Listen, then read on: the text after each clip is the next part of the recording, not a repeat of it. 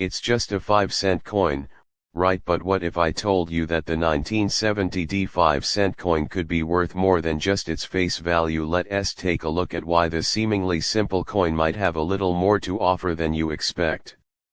Today, we're talking about the 1970 nickel, a coin that was minted as part of the regular US coinage in the early 70s.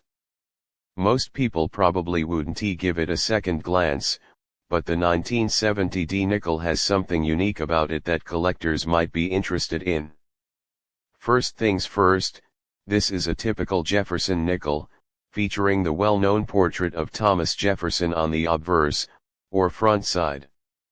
The design, created by Felix Schlag, shows Jefferson facing left, surrounded by the words "Liberty, in God We Trust," and the year 1970. This design has been on the nickel since 1938 and is still used on the coin today. And on the reverse side, we've got the Monticello, Jefferson's Virginia estate, which has been the standard design for the nickel since 1938 as well. The United States of America and E Pluribus Unum are inscribed around the Monticello, along with 5 cents, all the usual features you'd expect to see on a nickel.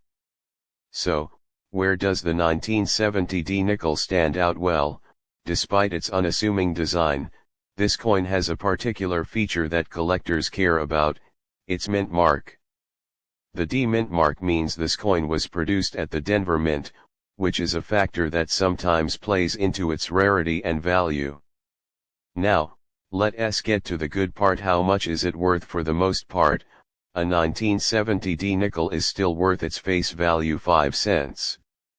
After all, it's a relatively common coin with a large mintage of over 500 million produced that year. So, unless you've got something special, don't expect to retire on this one. But there's more to it.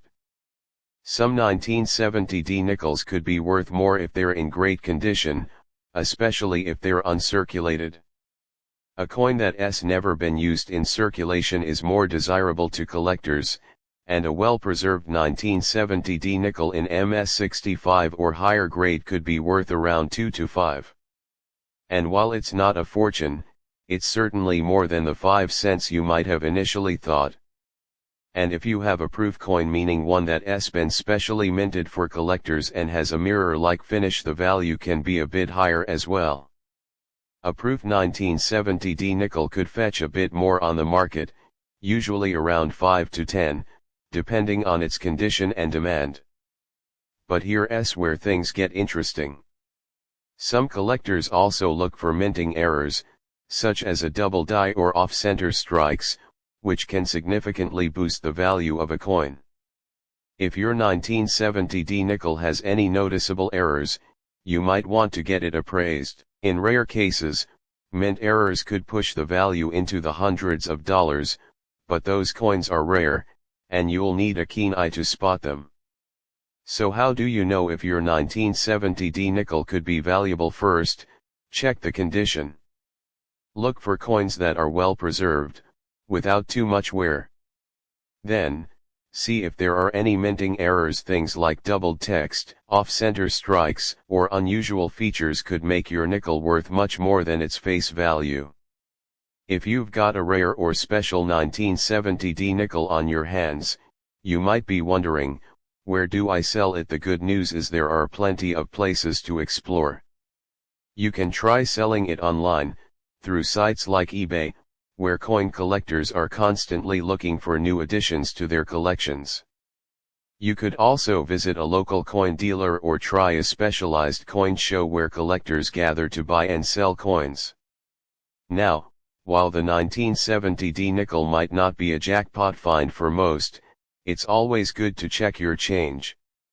If you're a collector or just want to make sure you're not leaving money on the table, take a closer look. A well-preserved coin could have a little more value than its face worth, and finding a rare mint error might just lead to a hidden gem.